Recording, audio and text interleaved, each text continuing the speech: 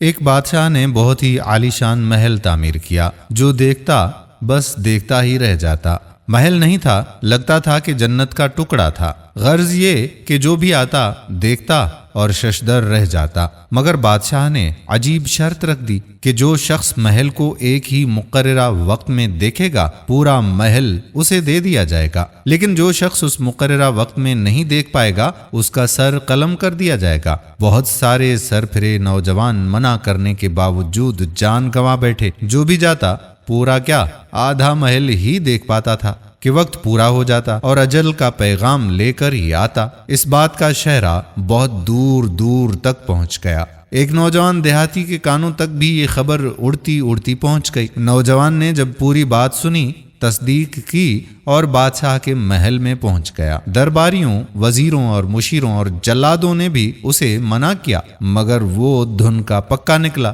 اجازت لی اور مقرر وقت دے دیا گیا۔ نوجوان کو محل میں پہنچا دیا گیا۔ نوجوان ایک سرے سے لے کر دوسرے سرے تک در و دیوار، کمرے، راہداریاں، فانوس، قمقمے، قالین، صوفے، تالاب، حوض، باغ، پگڈنڈیاں، الغرض ایک ایک چیز کڑے پہرے میں دیکھ لی اور وقت ختم ہونے سے پہلے بادشاہ کے روبرو پیش کر دیا گیا۔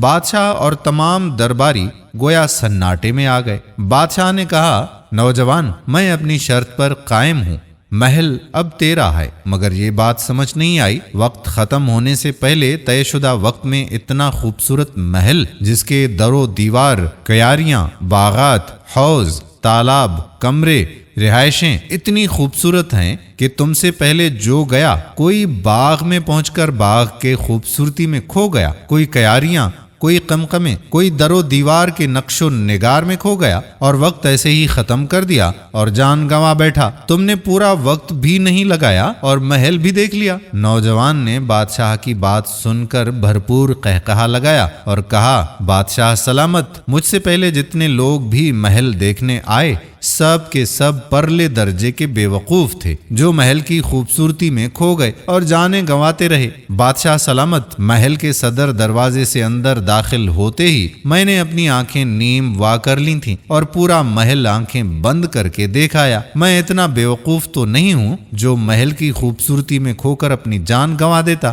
بادشاہ سلامت، اب محل میری ملکیت ہے، میں اسے جی بھر کر دیکھتا رہوں گا۔ دوستو، وہ محل یہ دنیا ہے۔ بادشاہ وہ کریم ذات ہے جو محل کی خوبصورتی میں کھو جانے والے ہیں، وہ ہم انسان ہیں، اور نیم و آنکھ والا وہ دانا اور کامیاب انسان ہے جو اس دنیا کی خوبصورتی میں کھو نہیں جاتا بلکہ بامقصد زندگی گزار کر اپنے رب کائنات کے حضور پہنچ جاتا ہے۔ اللہ تعالی ہمیں اس دنیا کی خوبصورتیوں میں گم ہونے سے بچائے اور صراط مستقیم پر چل کر آخرت سنورنے کی توفیق عطا فرمائے۔ آمین ثم آمین یا رب العالمین۔ دوستو، ہم امید کرتے ہیں کہ ہماری آج کی ویڈیو بھی آپ کو پسند ضرور آئی ہوگی۔ اگر ویڈیو پسند آئی ہو تو اپنے دوستوں احباب کے ساتھ شیئر بھی ضرور کیجیے گا۔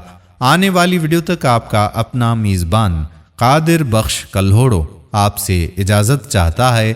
اپنی دعاؤں میں یاد رکھیے گا۔ اللہ حافظ۔